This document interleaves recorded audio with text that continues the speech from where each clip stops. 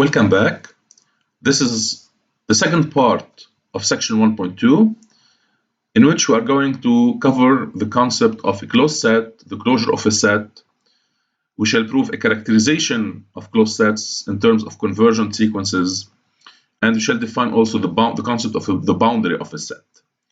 Okay, now if open sets are sets that do not meet their boundary, closed sets can be thought of as sets that contain their boundaries. Okay, so, but we cannot take this as a definition because we don't know yet what is the boundary, how to define the boundary of a set.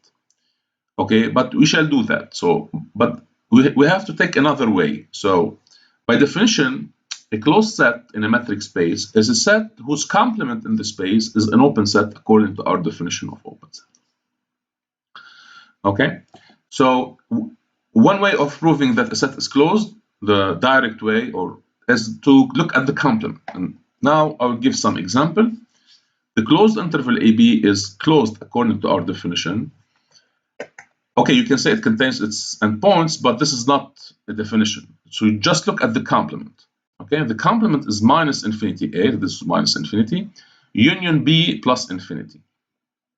And each of these two intervals is open, according to what we said in the previous video, and therefore their union is an open set, and therefore AB is closed. Okay, now let's reveal the interval A plus infinity including A and the interval minus infinity A including A are both closed, although they are open at infinity. Why? I cannot include plus infinity because plus infinity is not a real number. Okay, so we are working here in R, the real line. Now, next year you will maybe learn about the achieved, the extended real line, which includes plus and minus infinity. But this is not, here we are working in R, so we cannot include plus infinity and minus infinity. Okay, how do I know that they are closed? I look at their complement. The complement of A infinity is minus infinity A open at, so it's an open set. And similar for the second one. Okay. Now, a general observation is that in any metric space, singletons or one-point sets are closed. Okay, how do I know that? How do I know that? I just go back to the definition. So this is the direct way. So take a singleton A, and to prove that its complement is open, we go back to the definition of an open set. So we pick an arbitrary point, small x, in the complement, and we have to find a ball of center x contained in the complement. Okay, so now if x is in the complement of A, it's necessarily different from A, and so its distance to A is strictly positive. Yes, you can draw a picture if you like. And now we shall prove that the ball of center x and the radius dxa, the radius should always be positive, is contained in the complement. And this will achieve the proof, okay, because this is the definition of an open set. Okay, so how do I prove this inclusion? I take an arbitrary element in the ball and prove that it's here. So take y in this ball, then its distance to the center is less than the radius, which is dxa. So in particular, y is different from A, because if y was equal to A, then we would have dxa less than itself. And what does it mean that y is different from A? It means that y is in the complement of A, so any point here is here, and that's it. So the complement is open, and therefore the singleton is closed. Now in the exercises, you'll see another proof that singletons are closed, because I can write a singleton as an intersection of closed balls. Okay. So this is the definition. Now, another example of a closed set. A closed ball is a closed set. And okay, so this is again, this is not a tautology. So I'm not saying that A is A equal to A or A implies A. Okay. What I'm saying is that a closed ball according to our definition is the set of all points whose distance to the center is less or equal than the radius. Okay, this is the definition of a closed ball. A closed set is a set whose complement is open. So what do I have to prove? I have to prove that the complement of the ball, of the closed ball, is an open set. Okay, so of course we expect such result, because otherwise it would be inconvenient not to have a closed ball as a closed set, right? But we have to prove something, okay? So we consider a closed ball of center A and radius R, and I want to prove that the complement of this ball is open. So I go back to the definition, and I consider a point, an arbitrary point, in the complement of the ball, so outside the ball. Okay, you can draw a picture if you like. Then what does it mean that X is not in the closed ball? It means that the distance to the center is strictly bigger than the radius. Okay, we are outside the ball. And now the difference between dxa and r is strictly positive, and I take this difference to be rho. And now, as you may guess, the ball of center x and radius rho is contained in the complement. Okay, here you can draw a picture like the one we did in the last video. Okay, it helps. The figure helps us find and this is, by the way, the biggest ball that we can include in the complement. Okay. Okay, so why this? How do I prove that? I take an element in the first ball and prove that it's in the complement of the bigger ball. So I take y in the ball of center x and radius rho. So it means that its distance to the center is less than rho, which is just dxa minus r. And therefore, if I subtract the xy and add r, so I get r less than dxa minus dxy. But now, by the triangle inequality, dxa minus dxy is less or equal than dya. And this is just a consequence of the... Actually, this is the second form of the triangle inequality, but it's a direct consequence. So you can rewrite this. Why this is true? Because this is just equivalent to saying that dxa is less or equal than dxy plus dya. Okay, so just subtract from the triangle inequality dxy. So this quantity is less than dya. Okay, so r is less strictly than dya. And this precisely means that y is not in the closed ball of center A and radius r. And that's it. Okay? So a closed ball is a closed set. Okay. Now, let us write the basic characterizations of closed sets. So the whole space and the empty set are closed. An arbitrary intersection of closed sets is a closed set, and a finite union of closed sets is a closed set. Okay, this is pretty straightforward, but you have to write it. So as an exercise, I will not do it now, but you can stop the video and try to write a correct proof. Very simple, actually. So how do I know that these sets, how do I know these properties are true? I go back to the definition, because for now, we just have the definition. Okay, so the first point, how do I know that X is closed? I look at the complement of X. The complement of X is the empty set.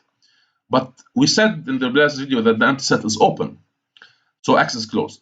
And if you look at the empty set, what is the complement of the empty set? It's the whole space. And this whole space is open. So the empty set is closed. Therefore, we have something that may be confusing. The whole space and the empty set are both closed and open. Okay? A set which is, so there are sets that are both closed and open, and we say sometimes that such sets are clopen. Okay, so this is not a contradiction, actually. Okay,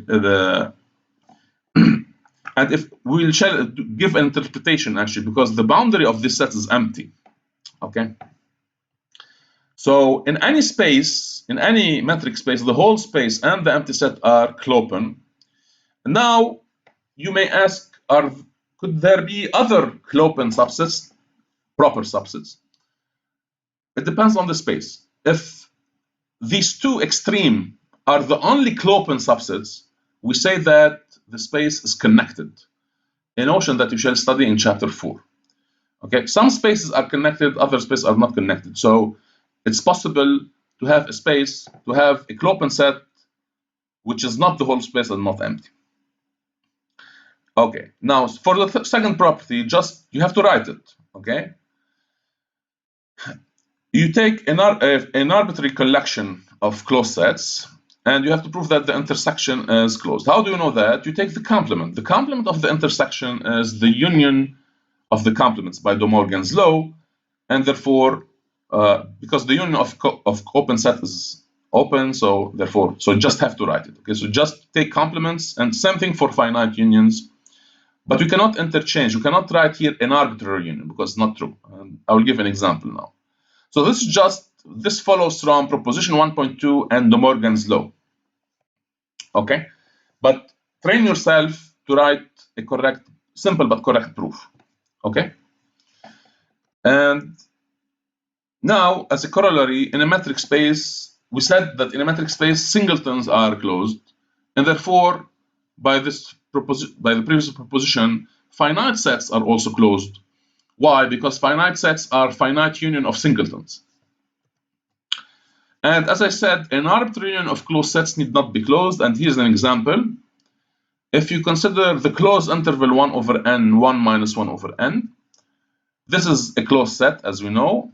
And if you take the union of this is an increasing collection, actually, of closed sets. The union, as you may prove, is the open interval 0, 1, which is not closed. Okay, it's not closed because its complement is not open. Okay. So the union of closed sets is not closed, need not be closed. Okay, how do you prove that? Double inclusion can. Okay, so you take an element here, you prove that here, you take an element here, you prove that. So it's an exercise in set theory. Okay, so this is why the use of we have to be precise in the use of the adjectives. So when you say arbitrary, it means anything, and when you say finite, you really mean finite. Okay. So, and now just another remark that a set which is not open is not necessarily closed. Okay. So we may have four things. We may have open, closed, open, not closed, closed, not open, both. Okay. So a set which is not open is not closed. For example, the interval open at 0 and closed at 1 is neither open nor closed. We know that. We know that it's not open by different. We talked about that in the last video, and it's not closed because its complement is also not open. Okay, so we have to be precise here. Okay, not open doesn't mean closed. Okay, so if you think like as a container, for example, having two ends, it may be closed at one end and open at another end. Okay. And a set can be both open and closed. We said that the whole space and the empty set are open, are both open and closed. And here's another example, less trivial. If we consider the discrete distance on a set X having at least 2 points, okay, the discrete distance was defined in a previous video. It's equal to 1 if the 2 points are distinct and 0 otherwise. Okay. Then in the last example of section 1.1, we proved that for this distance, for this particular distance, not for any distance, pay attention to that. The open ball of center A and the radius 1 for the discrete distance. So I should have written BD, okay, because it's actually equal to the center, okay? And we know that open balls are open sets, so it means that the singleton A is open, okay? And once again, this is not true in any metric space. This is only for the discrete distance on a set, okay? So don't be confused. Now, so in this particular extreme distance, every singleton is open. But if every singleton is open, then every set is open. Why? And therefore it's also, yeah, because any set is a union of its singleton. So any set is open. But if any set is open, then any set is closed, right? Because the complement, and there's another way to see that. In any metric space, the singleton A is both open and closed. So the singleton is clopen, actually. Okay. Okay, so in this discrete distance, any set is open and any set is closed. So this is really an extreme case. But not so extreme, actually, because we shall see that actually the Z inherits from R a certain topology, and any subset of Z is open and closed in Z. Okay, so the natural topology on Z or N is really the discrete topology. Okay, I'll talk later about topologies, but this is not the only case. Okay. Okay, and I said that before. Yeah. So in particular, the discrete distance on a set is not connected. Okay.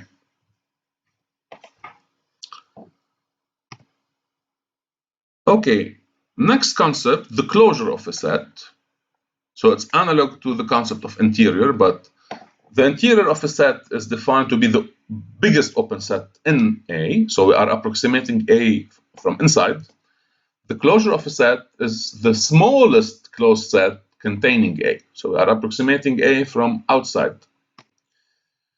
Okay, and so it's the same thing as to define it as the intersection of all closed sets that contain A, because the intersection of all closed sets is closed, and it's the smallest one because any closed set containing A contains the intersection. And we denote it by A bar or sometimes by CLA, closure of. Okay, some examples of the real line. As you may guess, what is the closure of the open interval 0, 1? It's the closed interval 0, 1. Okay, this should not be a surprise, but you can prove that very easily. So how do you prove that? Double inclusion. Okay, first thing, the closed interval 0, 1 is a closed set containing this interval open, this open interval 0, 1. Therefore, it contains its closure because the closure is the smallest one. So we get a first, actually have a double inclusion here. Sorry. So the closure of 0, 1 is contained in 0, 1. This is one. But the closure of 0, 1 contains 0, 1 because you always have A contained in A bar. So this is really something similar to the example of the interior in the last video. So the closure of this that you are searching for is contained between 0, 1 and 0, 1. So contains 0, 1 open as it's contained in 0, 1 closed. So there are 4 cases, 4 possibilities. Okay, there are not too many sets between these two. Okay, so it's either 0, 1 open or 0, 1 semi-open, closed at 1 or closed at 0, or the whole 0, 1. Okay, but which one of these 4 is closed? Only 0, 1 closed. And that's it. So we have equality. So this is equal to this because the other 3 are not closed. Okay. And similarly, if I take the closure of the semi-closed interval, closed at 1, and the same thing for the semi-closed at 0, though their closure is also the closed interval 0, 1. Okay, and we did that in last semester in M2201, but here we are repeating the proof. Now, last trivial example, the closure of the set of rational numbers is the whole line. Okay. Now, I will not prove it now because you don't have all the tools to prove it. Actually, yeah, we can. There are at least 2 proofs of this. Okay, and we did that in M2201. Okay, so we say that Q is dense in R. Okay. And now, similarly, the closure of R without Q is also R. So the set of irrational numbers is also dense in R. Okay, I will present 2 proofs later. Okay, and now another not surprising result is that if we take the open disk in the plane of center 0 and radius 1, its closure, as you may guess, should be the closed disk of center 0 and radius 1. Okay, here this should not be surprising, but it requires some proof because it's not totally trivial. Okay, and you shall prove something more general. Instead of working with R2, we can work in any dimension. So the closure of the open ball is the closed ball. And this is not true in any metric space. Okay? We have to have something special. So it's true in what we call norm space, in particular in n-dimensional space. Okay? So the closure of the open ball is the closure ball. But in an arbitrary metric space, we can give counter examples. Okay. Now, next result, a set is closed if and only if it's equal to its closure. Okay, this is very straightforward. Two implications. If A equal to its closure, but the closure is closed, so A is closed. Straightforward. Now, conversely, suppose that A is closed. The closure of A is the smallest closed set containing A. So it must be contained in A. So, right? Because this is the smallest closed set containing A, and A is a closed set containing A. So A contains its closure. But A is always contained in A bar, so we have double inclusion and therefore equality. So this is perfectly parallel to proposition 1.3 or 1.4, 1.4 I think, that a set is open if and only if it's equal to its interior. Okay, so this is now we have another way of proving that a set is closed. Okay, to prove that a set is closed, we prove that it's equal to A bar, or just to prove that A bar is contained in A, because this is always true. How do we prove that A bar is in A? We take an element in A bar and prove that it's in A. So this is the second way of proving that a set is closed.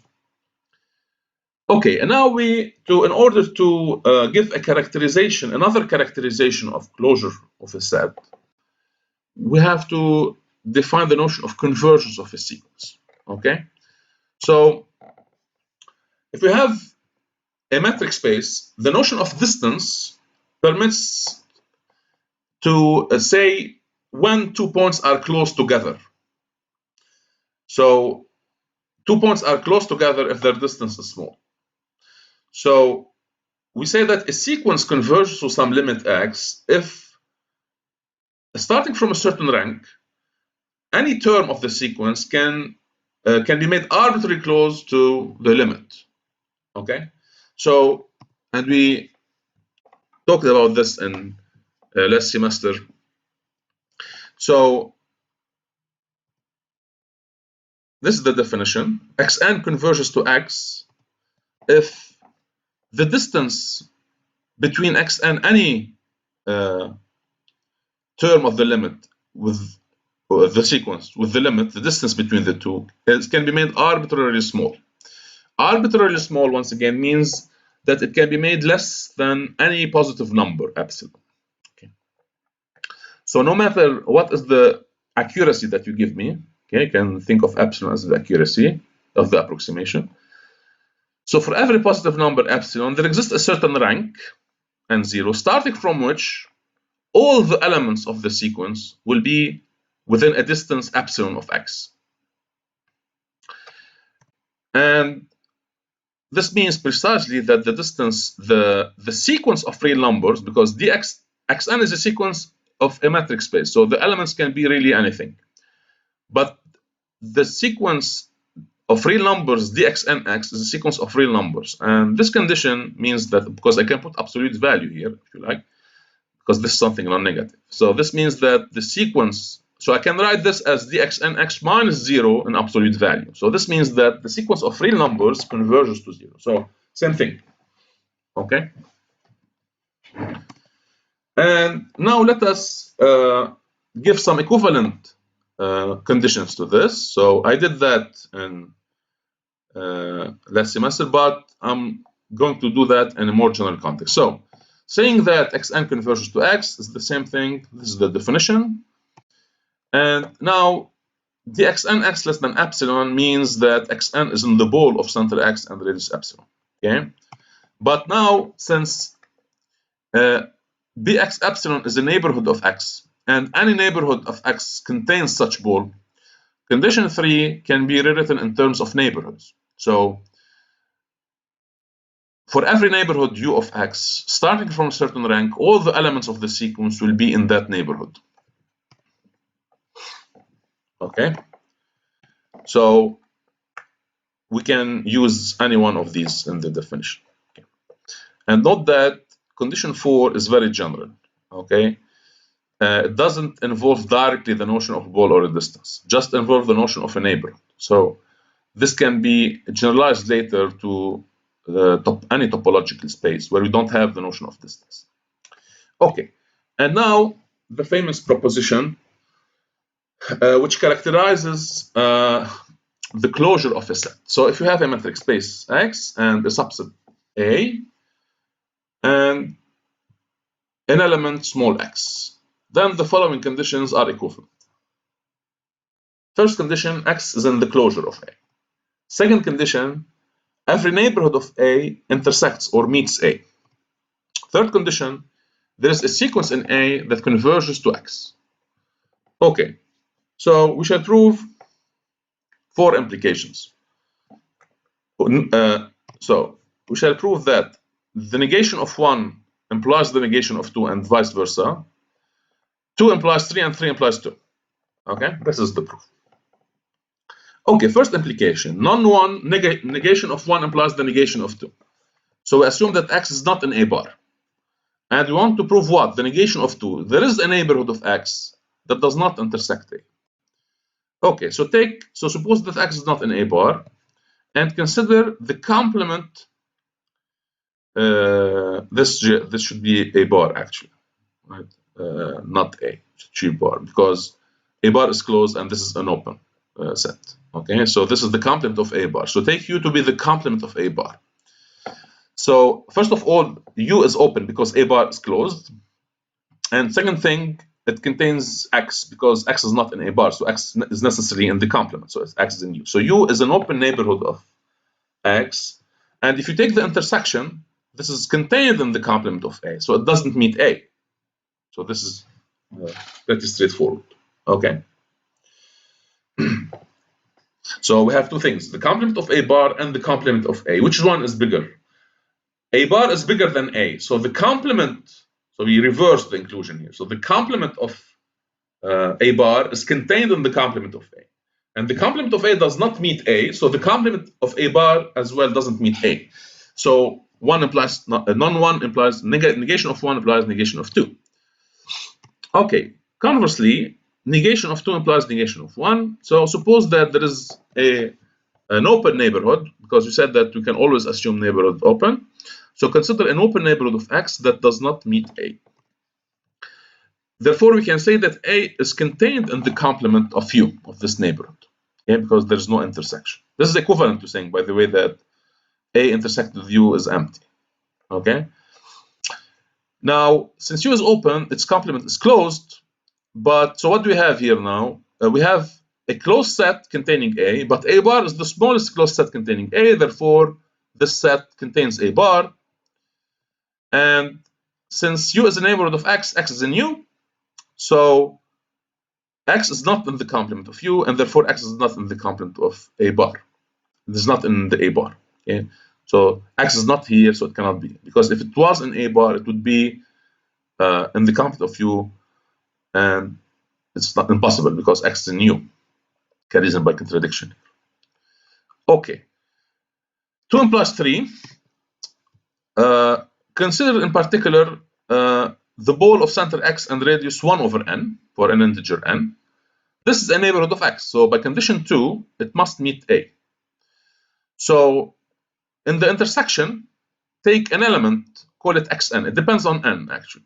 So take an element for each n, pick an element xn in the intersection. So xn is in A and xn is in this ball. So we have now a sequence. When n varies, we get a sequence xn in A whose distance to x is less than 1 over n because xn is in the ball. So xn converges to x. So 2 implies 3. 3 implies 2. Okay. Take any neighborhood of X. Since Xn converges to X, so we know that there is a sequence in A converges to X. So pick a sequence Xn in A that converges to X. According to the remark that we said previously, Xn will belong to this neighborhood from a certain rank. Okay? And what do we have now? Just to pick one big integer n, call it m if you like. So we have xm is in u and xm is in a. So xm is in the intersection, and therefore the intersection is not empty. And that's it. So this concludes the this characterization of the closure of a set. Okay. So as a corollary, if we have a sequence in A which is convergent, okay, not every sequence, but if it converges, the limit should necessarily belong to the closure of the set. Okay? So this is just 3 implies 2. In particular, if A is closed and xn is converges, then the limit is in A. Okay, so now we have another look at closed sets. So closed sets in metric space can be characterized by this property. If a sequence is convergent, if a sequence of A is convergent, then the limit must be in A. So we can say that closed sets are closed under the operation of taking limits. Okay? So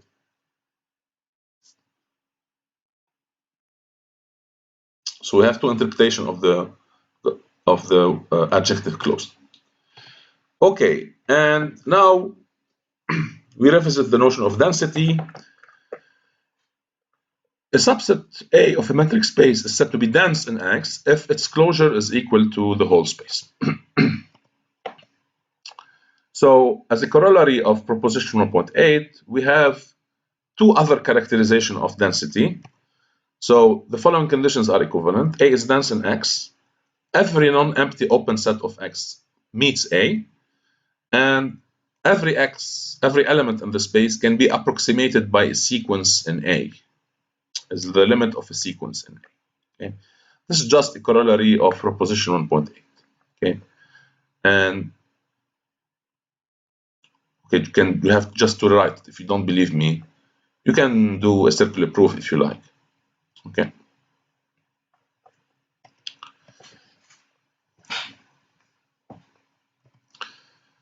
And another corollary now that the set of rational numbers Q and the set of irrational numbers R without Q are both dense in R.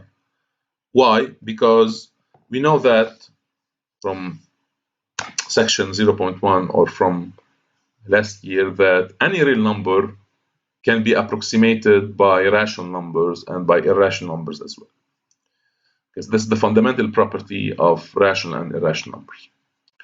Or another way to see that is that every open interval in the real line contains rational numbers and irrational numbers. So it meets both Q and non-Q. Okay.